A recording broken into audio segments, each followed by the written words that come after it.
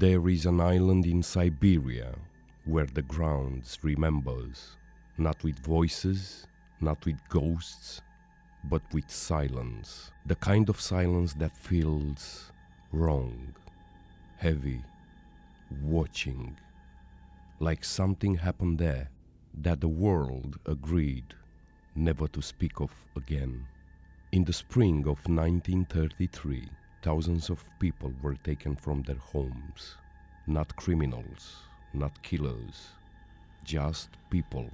Men pulled from factory lines, women taken from city streets, teenagers who had no idea they were about to disappear.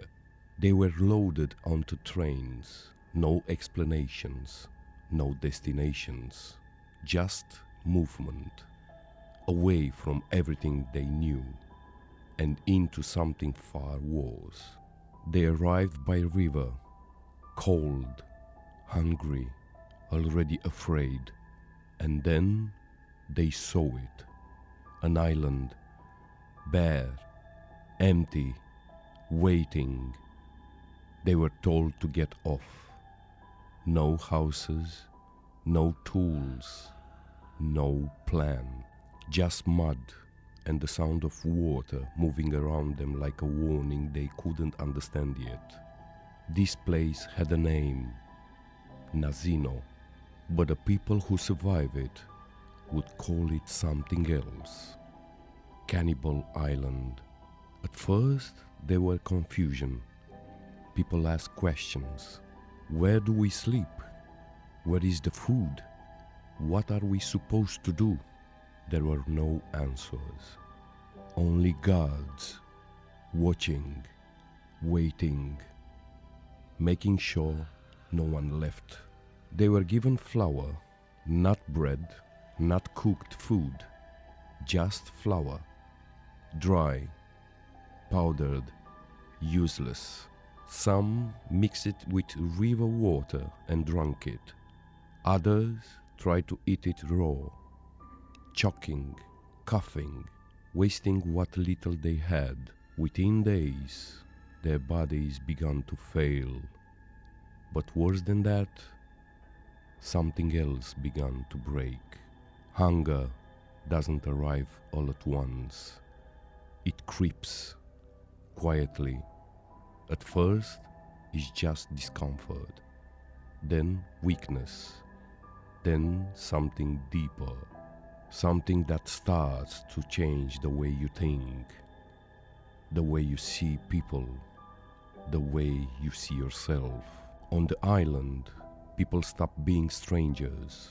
They became competition for food, for warmth, for survival.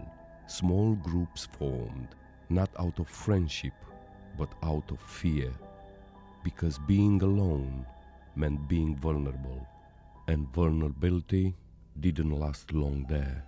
At night, the island changed. The wind carried sounds, footsteps where there should be none, whispers, movement in the dark. People stayed awake, not because they weren't tired, but because sleep meant losing control. And losing control could mean not waking up at all.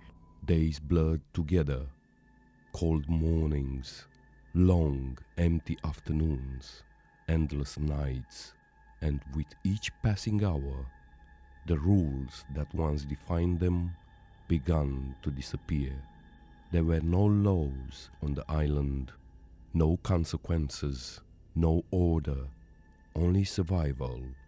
And survival doesn't care who you were before. It only cares what you're willing to become. By the time anyone realized that was truly happening there, it was already too late.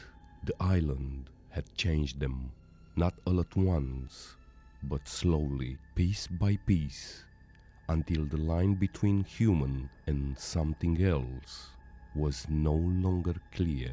Weeks later, the survivors were taken away. What remained was buried, hidden, forgotten, but not erased, because places like that don't forget. Tonight on Morbid, we go back to that island, to the cold, to the hunger, to the moment when survival stopped meaning living and started meaning something much darker. Because sometimes the most terrifying thing in the world isn't that people are forced to endure, it's what they are capable of becoming when there's nothing left. There were no monsters on that island until hunger created them. Would you have survived, or would you have changed?